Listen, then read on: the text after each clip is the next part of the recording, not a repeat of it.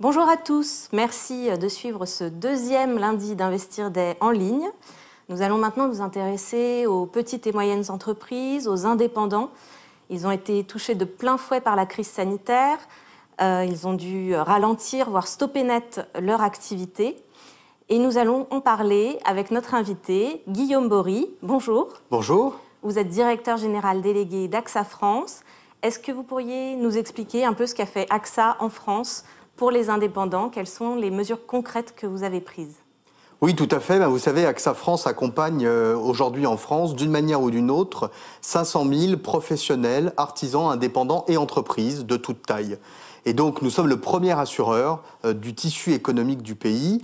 La première chose que nous avons voulu faire dès que le Covid a frappé à la porte et que les premières conséquences ont été visibles, notamment dans le confinement, c'est de jouer pleinement notre rôle d'assureur. Ce que ça veut dire, c'est, premièrement, chaque fois que nous le devions, nous avons indemnisé des clients. Je pense par exemple à tous les professionnels et indépendants qui sont assurés chez AXA en prévoyance et qui ont été obligés d'arrêter leur activité parce qu'ils étaient malades. Eh bien sûr, on a pris en charge leurs indemnités journalières. Je pense aussi aux assurances annulation, aux assurances voyage, qui ont joué à plein du fait des conséquences des multiples annulations d'événements ou de voyages qui ont eu lieu pendant le confinement. En tant qu'assureur aussi, ce que nous avons fait, c'est qu'on a veillé à étendre les garanties qu'on propose à nos clients, bien sûr totalement gratuitement, pour toutes les nouvelles situations qui étaient déclenchées par le confinement. Je vais donner un exemple. Beaucoup de commerçants ont développé une activité de livraison ou de vente à emporter. Eh bien, dans ces cas-là, c'est des nouveaux risques. Face à ces nouveaux risques, on a étendu nos garanties, on a modifié les contrats afin de leur permettre de développer cette activité en toute sécurité. Et puis enfin, pour finir, pour tous ceux qui étaient fermés, parce que beaucoup étaient fermés du fait des décisions des pouvoirs publics, nous avons fait en sorte, durant le premier confinement, que l'assurance ne soit pas une charge. Et donc, nous avons annulé 2 mois de cotisation pour tous ceux qui étaient fermés, très concrètement.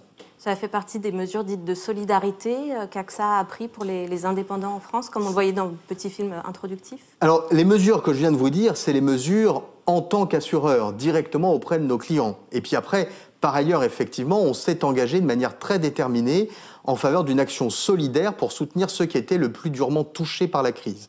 Et ça, nous l'avons fait de 2 manières. D'abord, en direction de nos clients. Alors effectivement, on vient de le voir dans ce court film, des mesures très concrètes pour aider nos clients qui, par exemple, avaient décidé de changer leur chaîne de production.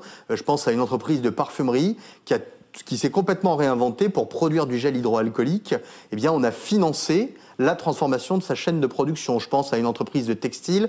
On a financé la transformation de sa chaîne de production pour qu'elle puisse produire des masques. Grâce à cette action, c'est au total plus de 40 millions de masques, 13 millions de flacons de gel hydroalcoolique qui ont été produits en France.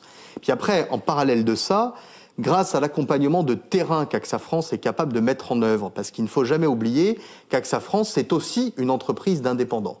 Nous avons 4000 agents généraux sur le terrain qui sont des indépendants, des entrepreneurs, qui eux-mêmes connaissent tous leurs clients sur le bout des doigts, si j'ose dire, et voulaient pouvoir les aider, les accompagner individuellement. Pour ça, on a mis en place un fonds de solidarité propre à AXA de plus de 100 millions d'euros qui a permis de soutenir sur le terrain directement des clients qui étaient en grande difficulté. Alors pourtant, on l'a vu, il y a eu des polémiques assez vives. Les assureurs, et notamment AXA, ont été en première ligne face à des indépendants qui étaient démunis. Et je pense notamment à la polémique avec les restaurateurs. Comment est-ce que vous avez fait face à cette situation ? Ah oui, effectivement, notamment s'agissant de la profession des restaurateurs et des personnes qui avaient des contrats en perte d'exploitation, il y a eu une assez grande confusion. Et c'est une confusion qui est compréhensible parce que vous savez, nos clients, c'est bien normal, ce ne sont pas des experts de l'assurance. On fait un métier qui est parfois affreusement technique, il faut bien le reconnaître. Et donc, la première chose que nous devions, c'était une explication la plus claire possible. Parfois, probablement, on n'a pas été parfaitement clair. Ça a entretenu un peu la confusion. Alors, je voudrais essayer de dire très simplement ce qui s'est passé.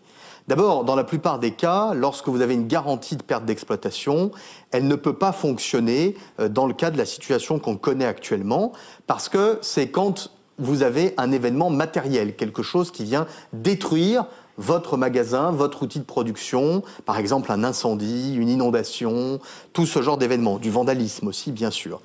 Il y avait quelques cas rares, en fait essentiellement pour des restaurateurs, où on proposait une garantie de perte d'exploitation suite à fermeture administrative. Alors c'est vrai que dans ces cas-là, on a l'impression que ça se rapproche grandement de la situation que nous venons de connaître. Et d'ailleurs, pour 2000 restaurants assurés par AXA France, tel que leur contrat a été rédigé, eh bien, même si ça n'était pas l'objectif de couvrir cette pandémie mondiale, bien sûr, dans ces cas-là, on a proposé une solution parce que le contrat laissait un doute, et dans ce cas-là, le doute doit profiter à l'assuré. C'est absolument normal. Mais dans l'immense majorité des cas des restaurants qui sont assurés par AXA France ou par nos confrères dans le secteur de l'assurance, ces contrats où il y a une garantie fermeture administrative, il y a une clause d'exclusion qui dit très précisément que lorsqu'un événement est généralisé, eh bien malheureusement, on ne peut pas indemniser. Pourquoi ? Parce que vous savez que notre métier, la base de notre métier, c'est de mutualiser les risques, de partager les risques entre nos assurés. Quand tout le monde est touché en même temps, le principe même de l'assurance ne fonctionne pas. Et c'est d'ailleurs pour cette raison que depuis le début de la crise, AXA a été le premier acteur au monde à proposer un nouveau régime pour l'avenir, le régime catastrophe exceptionnelle qu'on discute en ce moment même avec le gouvernement pour avoir une solution à l'avenir dans le cadre d'un partenariat public-privé qui va nous permettre de faire face à des événements qui touchent vraiment tout le monde en même temps et qui sont donc des défis collectifs nouveaux, des risques nouveaux qu'il faut qu'on sache mieux accompagner. Alors, la crise sanitaire est toujours là. Pour autant, il y a des espoirs de vaccins et on voit un peu la lumière au bout du tunnel. Donc, il va falloir accompagner cette relance économique. Quelles sont les mesures prises par AXA, justement, pour accompagner les professionnels dans cette relance ? Oui, accompagner la relance économique, vous avez raison, c'est absolument fondamental. On a déjà commencé à le faire dès la fin du premier confinement et bien sûr, nous allons continuer à le faire. Très concrètement parlant, on le fait de deux manières. Premièrement, sur le terrain, un accompagnement de proximité. C'est tout un programme que nous avons mis en œuvre qu'on appelle Relance Pro et qui a pour objectif d'aider tous les professionnels à se relancer en les accompagnant, y compris avec de l'assistance, par exemple, juridique, parce qu'il y a beaucoup de questions qui se posent. Quel protocole je dois mettre en place, comment j'accompagne mes salariés quand ils reviennent dans ma boutique, dans mon commerce, dans mon artisanat. Toutes ces questions-là, il faut pouvoir donner des réponses. On l'a fait pour 180 000 de nos clients qu'on a accompagnés pour les aider à reprendre concrètement. Puis après, les assureurs, nous avons un deuxième métier très spécifique qui est d'aider nos clients dans leur choix d'épargne. L'assurance vie en particulier. Comment mobiliser l'assurance vie, l'épargne du quotidien des Français au service de la relance, au service de la reprise. Et c'est ce que nous faisons par exemple avec un fonds qu'on a lancé de 500 millions d'euros. C'est l'épargne des Français qu'on va investir dans des PME, dans des entreprises de taille intermédiaire, dans chacun des territoires pour aider à la reprise et à la création d'emplois. Alors comment vous parvenez à convaincre les épargnants d'y participer? Eh bien, dans ce cadre, je crois qu'on a un atout extraordinaire, c'est tous nos réseaux de distribution. Au total, on a 8000 personnes en France qui portent le maillot AXA et qui, sur le terrain, peuvent accompagner les clients dans leur choix. Parce que quand vous faites un choix d'investissement, il faut être accompagné. Il y a besoin de conseils, il y a besoin d'expertise.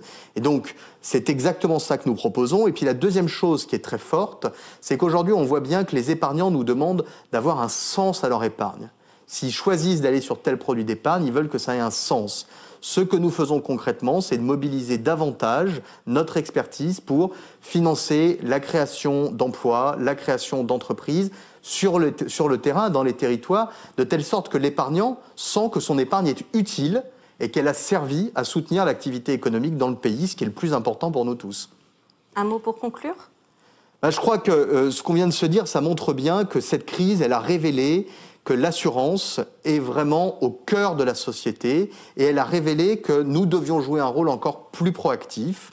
Notre rôle n'est pas toujours parfaitement compris, donc on a un devoir collectif pour tous les assureurs de mieux s'expliquer et de proposer des solutions face à tous les défis qu'il y a devant nous. Le défi de la relance, nous l'avons dit, mais aussi celui d'accompagner les nouveaux risques. On aurait pu parler du risque cyber, par exemple. C'est exactement ce qu'on doit faire. Donc il faut qu'on réponde présent et c'est ce que nous allons faire avec AXA France.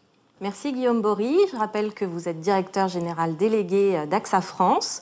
On retrouvera la semaine prochaine un autre représentant d'AXA, une autre représentante qui est Céline Soubrane, qui est directrice de la responsabilité d'entreprise du groupe AXA et qui sera là la semaine prochaine, lundi prochain, à 18h40. Bonsoir à tous.